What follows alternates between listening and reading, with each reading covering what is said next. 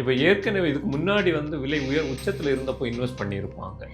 அவர்கள் இந்த இப்போ ஒரு இறக்கம் வருது. இந்த இறக்கம் அவர்களுக்கு எந்த மாதிரியான ஒரு பாதிப்பை ஏற்படுத்தும்? இப்போ டெஃபினட்டாக இப்போ முன்னால் உச்சத்தில் வாங்கினவங்க எல்லாம் இப்போ இந்தியாவில் வாங்கினவங்க அட்லீஸ்ட் 10% டவுனில் இருப்பாங்க. அமெரிக்காவில் பணவீக்கம் கூடும். எதனால அப்படின்னு பார்த்தீங்கன்னா பிரெண்ட் க்ரூடு ஏறும். கச்சா எண்ணெயினுடைய விலை ஏற்றம் காணும். அதனால் இந்தியா உட்பட பல நாடுகள்லையும் பணவீக்கம் உயரும். யூஸ்வலாக அது அமெரிக்கா போர் புரியாத வரைக்கும் இன்ட்ரெஸ்ட் எப்பப்போலாம் உயருதோ அப்போலாம் தங்கத்தை விற்றுட்டு கொண்டு பாண்டுக்கு மாற்றுவாங்க. இப்போ சமீபத்திலே பார்த்தீங்கன்னா அமெரிக்காவிலையும் சரி இன்டர்நேஷ்னல் லெவல்லையும் சரி முதலீட்டுக்காக உள்ள தங்கம், அதாவது ETF தங்கம், எலக்ட்ரானிக் தங்கம், அது கிட்டத்தட்ட ஒரு 15-20 பில்லியன் டாலர் அளவுக்கு விற்றுருக்காங்க. தங்கம் டாலரில் தான் மதிப்பிடப்படுகிறது. கச்சா எண்ணெய், தங்கம், கமோடிட்டி எல்லாமே இன்னைக்கு டாலர் டினாமினேட்டட் ஆயிடுச்சு. ஸோ அதனால இந்த அமெரிக்காவினுடைய அசைவுகள் உலகத்தையே பாதித்து கொண்டிருக்கிறது. நம்ம இப்போ பேசிட்டு இருக்க சமயத்தில் $4062 இருக்குது. 27% அடி. இந்தியாவில் நீங்கள் அந்த அளவு அடி பார்க்க முடியாது. ஒரு அப்ராக்சிமேட்டாக 11%, 12% வச்சுங்க. அப்போ இந்தியாவிலையும் 11-12% ஏன் குறைஞ்சிருக்கேன்னு கேட்டிங்கன்னா, மத்திய அரசாங்கம் தங்கத்தினுடைய சுங்க வரியை, இம்போர்ட் டியூட்டியை ஒரு 9% உயர்த்தினாங்க. இப்போ இன்டர்நேஷ்னலில் கொஞ்சம் டவுனில் தான் இருக்குது. இந்த டைம் இந்த கோல்டில் நம்ம ரெண்டாக பார்க்கலாம். ஒன்று தங்களுடைய தேவைக்கு தங்கம் வாங்குறவங்க, இன்னொன்று அதில் இன்வெஸ்ட் பண்ணுறவங்க. இப்போ இவர்களுக்கு தங்கம் வாங்குறவங்களா இருந்தாலும் சரி, இன்வெஸ்ட் பண்ணுறவங்களா இருந்தாலும் சரி, இந்த டைம் நீங்கள் சொன்ன மாதிரி நம்ம இப்போ பேசுகிற மாதிரி போரும் தொடங்கி இருக்கு. இந்த டைம் அதை இன்வெஸ்ட் பண்ணுறதுக்கான உகந்த நேரமாக எப்போ ட்ரை பண்ண போறீங்க? சோழன் மேஸ், அசோக் நகர், வேளச்சேரி, அண்ணா நகர், பெருங்குடி மற்றும் Parry's Corner. Meriba panneer soda, I trust Meriba. Reflect நேயர்களுக்கு வணக்கம். இந்த நம்மோட நேர்காணலில் பிரகலா வெல்த் பிரைவேட் லிமிட்டோட founder and director Chokkalingam Palaniappan sir நம்மோட இணையரா. ஐயா வணக்கம். வணக்கம். வணக்கம். கடைசி சில நாட்களை நம்ம பார்த்துட்டோம். தங்கம் விலை தொடர்ந்து ஒரு சரிவை நம்மளால பார்க்க முடியுது. இந்த சரிவு எதனால வருது? இது எத்தனை நாட்கள் இந்த சரிவை நம்மளை எதிர்பார்க்க முடியும்? ஜென்ரலாக பார்த்தீங்கன்னா இப்போ இடையில போர் நிறுத்தமாக இருந்துச்சு. இப்போ திருப்பி போர் ஆரம்பிச்சிருக்கு. இப்போ லாஸ்ட் 2 டேஸாக கொஞ்சம் ஜியோ பொலிட்டிக்கல் டென்ஷன்ஸ்னு நம்ம சொல்லக்கூடியது, இந்த பதற்ற நிலை உள்ளது. இப்போ இது மாதிரி அமெரிக்கா பிற நாடுகளுடன் போர் புரியல என்ன ஆகும் அப்படின்னு பார்த்தீங்கன்னா, அமெரிக்காவில் பணவீக்கம் கூடும். எதனால அப்படின்னு பார்த்தீங்கன்னா பிரெண்ட் க்ரூடு ஏறும். கச்சா எண்ணெயினுடைய விலை ஏற்றம் காணும். அதனால் பல நாடுகள்லையும், இந்தியா உட்பட பல நாடுகள்லையும் பணவீக்கம் உயரும். யூஸ்வலாக பார்த்தீங்கன்னா ஜியோ பொலிட்டிக்கல் டென்ஷன் ஏற்பட்டுச்சுன்னா தங்கத்தினுடைய விலை ஏறும். யூஸ்வலாக அது அமெரிக்கா போர் புரியாத வரைக்கும், அமெரிக்காவே போரில் ஈடுபட்டுச்சு அப்படின்னா கோல்டு ப்ரைஸ் குறையுது. அப்போ இன்னைக்கு அமெரிக்கா ஈரான் மேலே அட்டாக் பண்ண ஸ்டார்ட் பண்ணியிருக்காங்க. அப்போ இந்த கோல்டு ரேட்டில் நம்ம மாற்றத்தை எதிர்பார்க்க முடியுமா? ஆல்ரெடி இன்டர்நேஷ்னல் லெவலில் நீங்கள் பார்த்தீங்கன்னா கிட்டத்தட்ட ஒரு 2%க்கு மேலே, கிட்டத்தட்ட 2% டவுனு கோல்டு. ஓகே. இன்டர்நேஷ்னல் லெவலில் இப்போ அவுன்ஸ் $4066. இது என்னென்னு பார்த்தீங்கன்னா கோல்டுனுடைய விலை சமீபத்தில் இப்போ ஓகே இடையில கொஞ்ச நாள் பீஸ் இருந்துச்சுன்னு கேட்கலாம். அப்போவும் என்னென்னு பார்த்தீங்கன்னா டாலரில் இன்ட்ரெஸ்ட் ரேட் அதிகமாச்சு அப்படின்னா மக்கள் என்ன பண்ணுவாங்க, முதலீட்டாளர்கள் கோல்டை வித்துட்டு, ஏன்னா கோல்டு எதுவுமே தராது, ஒரு வட்டியெல்லாம் தராது, வருஷம் டிவிடெண்ட் தராது, எதுவுமே தராது. நீங்கள் மொத்தமாக போய் விற்கணும், கேபிட்டல் அசெட்டு. ஸோ அதனால் இன்ட்ரெஸ்ட் எப்பப்போலாம் உயருதோ அப்போலாம் தங்கத்தை விற்றுட்டு கொண்டு பாண்டுக்கு மாற்றுவாங்க. இப்போ சமீபத்திலே பார்த்தீங்கன்னா அமெரிக்காவிலையும் சரி இன்டர்நேஷ்னல் லெவல்லையும் சரி முதலீட்டுக்காக உள்ள தங்கம், அதாவது ETF தங்கம், எலக்ட்ரானிக் தங்கம், அது கிட்டத்தட்ட ஒரு 15-20 பில்லியன் டாலர் அளவுக்கு விற்றுருக்காங்க. ஸோ $20 பில்லியன் விற்றுருக்காங்க. ஸோ அதை விற்றுட்டு இந்த பாண்டில் கொண்டே போடுவாங்க. ஸோ பாண்டில் இன்ட்ரெஸ்ட் ரேட் அதிகமாகிக்கிட்டு இருக்கு. இடையில ஃபெடரல் ரிசர்வ், நம்ம இந்தியாவில் மத்திய ரிசர்வ் வங்கியை ரிசர்வ் பேங்க் ஆஃப் இந்தியான்னு சொல்கிறோம், அமெரிக்காவில் ஃபெடரல் ரிசர்வ்னு சொல்லுவாங்க. ஸோ இந்த ஃபெடரல் ரிசர்வ் இடையில நாங்கள் இப்போதைக்கு வட்டியை குறைக்கிற மாதிரி இல்லை, மேபி நான் கொஞ்சம் ஏற்றினாலும் ஏற்றலாம் அப்படி மாதிரி சொன்னாங்க. வட்டி விகிதத்தை பர்டிகுலராக மக்களுக்கு ஈஸியாக புரியணும்னா பேங்குகளில் ஃபிக்ஸட் டெபாசிட்டுக்கு கொடுக்குற வட்டி விகிதம்னு எடுத்துக்கிட்டோம். ஓகே. அந்த ஃபிக்ஸட் டெபாசிட்டுக்கு உள்ள வட்டி விகிதம் ஏறுது அப்படின்னா ஆட்டோமேட்டிக்காக தங்கத்தினுடைய விலை குறையும். இது அமெரிக்காவில் நிகழக்கூடியது. ஏன்னா தங்கம் டாலரில் தான் மதிப்பிடப்படுகிறது. கச்சா எண்ணெய், தங்கம், கமோடிட்டி எல்லாமே இன்னைக்கு டாலர் டினாமினேட்டட் ஆயிடுச்சு. ஸோ அதனால் இந்த அமெரிக்காவினுடைய அசைவுகள் வந்து உலகத்தையே பாதித்து கொண்டிருக்கிறது. அதுதான் ரீசன், மேஜர் ரீசன். சமீபத்தில் வந்து இன்டர்நேஷ்னல் லெவலில் வந்து பார்த்திங்கன்னா தங்கம் வந்து அவுன்ஸ் வந்து $5595, கிட்டத்தட்ட $5600 அவுன்ஸில் இருந்துச்சு உச்சத்தில். அதுலேருந்து இப்போ கிட்டத்தட்ட 27% குறைஞ்சு நம்ம இப்போ பேசிகிட்டு இருக்க சமயத்தில் $4062 இருக்குது. கிட்டத்தட்ட $1500 $1600 பர் அவுன்ஸுக்கு ரேட்டு குறைஞ்சிருக்கு. 27% அடி. இந்தியாவில் வந்து நீங்கள் அந்த அளவு அடி பார்க்க முடியாது. இந்தியாவில் வந்து ரேட்டு வந்து பார்த்தீங்கன்னா உச்சம் வந்து ஆபரண தங்கம் $15,186 கிராமுக்கு போச்சு. இப்போ இன்றைய நிலைமையில் வந்து 13,330, ஒரு அப்ராக்சிமேட்டாக 11%, 12% வச்சுங்களேன், அப்ராக்சிமேட்லி 11%. இதில் ஏன் டிஃப்ரென்ஸு? இன்டர்நேஷ்னலில் 26% குறைஞ்சிருக்கு, இந்தியாவிலையும் 11-12% தான் குறைஞ்சிருக்கேன்னு கேட்டிங்கன்னா, இடையில வந்து நமது அரசாங்கம், மத்திய அரசாங்கம் வந்து தங்கத்தினுடைய சுங்க வரியை, இம்போர்ட் டியூட்டியை வந்து ஒரு 9% உயர்த்தினாங்க. அது ஒரு காரணம். ரெண்டாவது, நமது ரூபாய், இந்திய ரூபாய் வந்து மதிப்பிழந்தது. அது ஒரு 3-4%, $90 $91 இருந்தது, $95 ஆச்சு. ஸோ அது ஒரு 3-4% அடிபட்டுச்சு. ஸோ இதுதான் இந்தியாவில் வந்து அதிகமாக குறையாமல் இருப்பதற்கான காரணம். ஓகே. அதர்வைஸ் இன்டர்நேஷ்னலி நல்ல டவுனு கோல்டு. இப்போ இன்டர்நேஷ்னல் லெவலில் கொஞ்சம் டவுனில் தான் இருக்குது. இந்த டைம் வந்து இந்த கோல்டில் வந்து நம்ம ரெண்டாக பார்க்கலாம். ஒன்று வந்து தங்களுடைய தேவைக்கு தங்கம் வாங்குறவங்க, இன்னொன்று வந்து அதில் வந்து இன்வெஸ்ட் பண்ணுறவங்க. இப்போ இவர்களுக்கு தங்கம் வாங்குறவங்களா இருந்தாலும் சரி, இன்வெஸ்ட் பண்ணுறவங்களா இருந்தாலும் சரி, இந்த டைம் நீங்கள் சொன்ன மாதிரி, நம்ம இப்போ பேசுகிற மாதிரி போரும் தொடங்கி இருக்குது. இந்த டைம் வந்து அதை இன்வெஸ்ட் பண்ணுறதுக்கான உகந்த நேரமா? இல்லை, இப்போ இதை வந்து நம்ம ஒரு 2-3 பகுதியாக பிரிச்சுக்கலாம். ஒன்று வந்து இமீடியட் ரெக்குயர்மெண்ட் உள்ளவங்க, அடுத்த 1 மாதம் 2 மாதம் 3 மாதத்துக்குள்ளே இருக்கவங்க.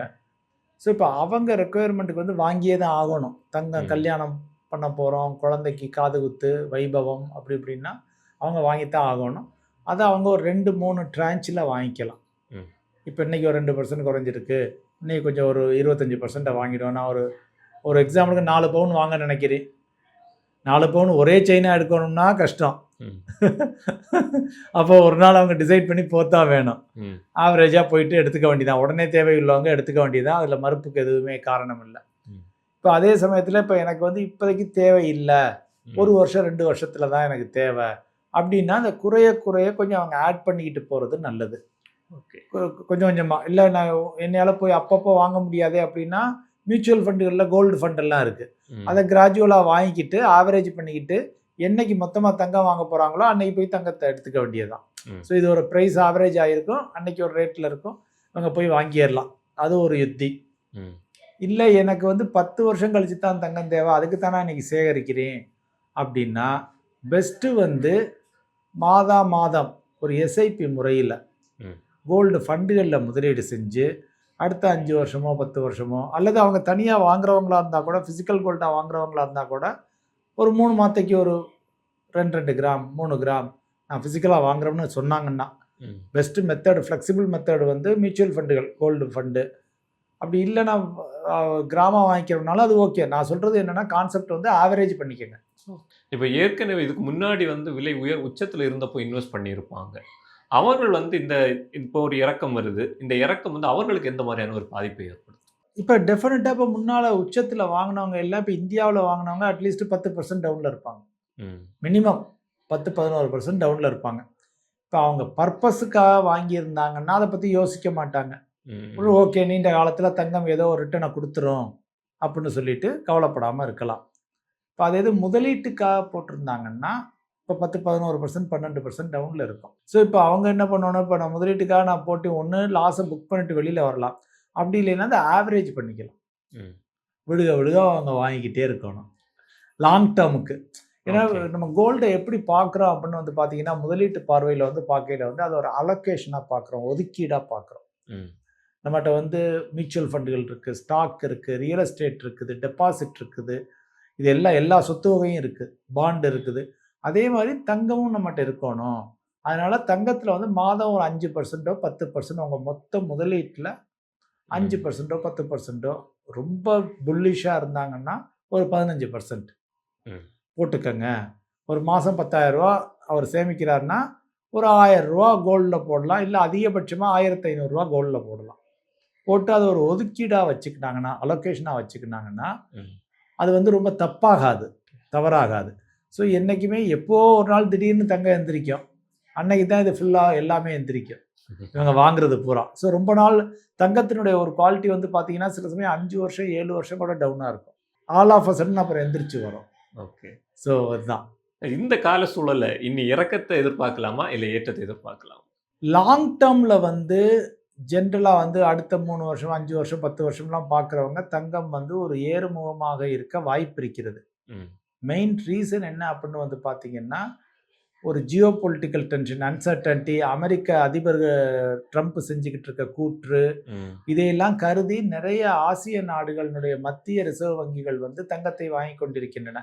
இப்போ சமீபத்தில் வாங்கலை, பட் ஆனால் வாங்கி நிறைய இந்திய அரசாங்கம் உட்பட, நம்ம ரிசர்வ் பேங்க் ஆஃப் இந்தியா உட்பட பல மத்திய ரிசர்வ் வங்கிகளும் தங்கத்தை நிறைய வாங்கியிருக்காங்க. அவங்க ஃபர்தராகவும் கன்டினியூ பண்ணுவாங்க.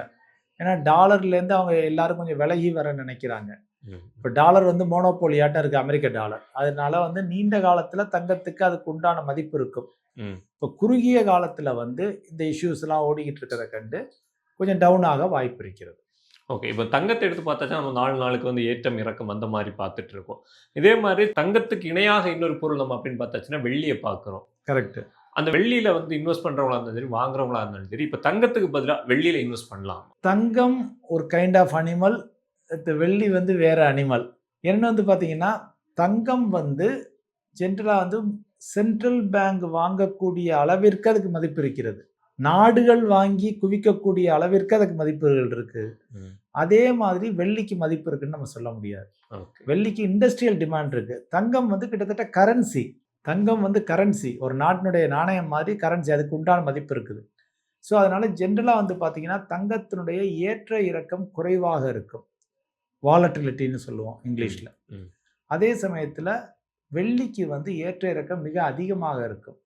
ஏறுவதும் படு வேகமாக ஏறும், இறங்குவதும் படு வேகமாக இறங்கும். அப்படிங்கிற வந்து மக்கள் வந்து சமயங்களில் கையை சுட்டுக்கக்கூடிய அளவு பெயின் இருக்குது. அதில் விட வெள்ளியில் இருக்குன்னு சொல்றீங்க. இருக்கு. விடுகையில் ஏறையில் எல்லாம் சந்தோஷப்படுவாங்க. நம்ம இறக்கத்தையும் யோசிக்கணும் இல்லையா? ஒருவேளை இறங்குச்சுன்னா, நான் வாங்கினேன் எனக்கு நஷ்டமாச்சுன்னா, இப்போ வெள்ளியே 3,30,000 ரூபா 3,40,000 ரூபாய்னு போய் வாங்கினவங்களுக்கு இன்னைக்கு 2.5 லட்சத்தில் இருக்குன்னு வச்சுங்களேன். அப்போ எவ்வளோ ஓரளவு நஷ்டம் அதிகமாக. அதே தங்கம் வந்து ஒரு 10-12% கம்பேரிட்டிவ்லி சொல்ல வரேன். ஸோ அதனால் வந்து முதலீட்டுக்காக பார்க்கையில் வந்து இன் ஜென்ரல் ஒரு விஷயம் தெரியாதவங்க, சாதாரண முதலீட்டாளர்லாம் கோல்டை போய்க்கலாம். எனக்கு நல்ல விவரம் தெரியும், எனக்கு ஞானம் ஜாஸ்தி, அறிவு ஜாஸ்தி, மார்க்கெட்டை பற்றி தெரியும், கமோடிட்டி மார்க்கெட் தெரியும் அப்படிங்கிறவங்க வெள்ளியில் விளையாடலாம். நான் இப்போ ஃபஸ்ட் டைம் தங்கம் இல்லைன்னா வெள்ளியில் வந்து இன்வெஸ்ட் பண்ண போகிறேன். நான் என்னென்ன விஷயங்களை வந்து ஃபஸ்ட்டு கவனிக்கணும்? எனக்கு வந்து அது தேவையா? ஃபஸ்ட்டு எனக்கு வந்து ஆபரணமாக ரெக்குயர்மெண்ட் இருக்கா, அல்லது வந்து நான் என்னுடைய முதலீட்டில் ஒரு போர்ஷனாக அதை வாங்க நினைக்கிறேன்னா. ஆபரணமாக தேவை இருந்துச்சுன்னா அவங்க வாங்கித்தான் ஆகணும், வேறு வழி இல்லை. ஸோ அல்டிமேட்டாக அது கொடுத்து வாங்கிக்க போகிறாங்க, பண்ண போகிறாங்க. அதுக்கு உண்டான செய்கூலி சேதாரம் எல்லாம் இருக்குது, பண்ணிக்க போகிறாங்க. இல்லை சீட்டு போட்டு பண்ணிக்கிறாங்க ஏதோ. அதே சமயத்தில் நான் முதலீட்டுக்காக வர்றேன் அப்படிங்கையில் போய் ஃபிசிக்கல் கோல்டை வாங்க வேண்டாம். அவங்க வந்து எலக்ட்ரானிக் கோல்டை வாங்கிட்டு போகலாம். எலக்ட்ரானிக் கோல்டுங்கையில் இருக்கிறதுல சேஃபஸ்ட்டு வந்து மியூச்சுவல் ஃபண்டுகள் வழங்கக்கூடிய கோல்டு ஃபண்டுகள். அது வந்து இருக்கிற, ஏன்னா ரொம்ப கவர்மெண்ட் ரெகுலேட்டடு, செபி ரெகுலேட்டடு, தரமான நிறுவனங்கள், எல்லா மியூச்சுவல் ஃபண்ட் நிறுவனங்களுமே தரமான நிறுவனங்கள், எல்லாருமே அவங்க தான் அதை மேனேஜ் பண்ணுறாங்க. நீங்கள் கொடுக்குற பணத்துக்கு அவங்க தங்கம் அப்படியே கட்டியாக வாங்கி வச்சிடுறாங்க. நீங்கள் விற்கையில் அவங்களும் கட்டி எடுத்து வித்துடுறாங்க. ஸோ அதனால் 100% ஒரு கேரண்டி. தங்கத்தினுடைய விலை ஏற்ற இறக்கம் என்னவோ அதே அளவு உங்கள் கோல்டு ஃபண்ட்லையும் ஏற்ற இறக்கம் இருக்கும். எப்போ வந்து ட்ரை பண்ண போகிறீங்க? சோழன் மேஸ், அசோக் நகர், வேளச்சேரி, அண்ணா நகர், பெருங்குடி மற்றும் Parry's corner. Meriba Paneer Soda. I trust Meriba.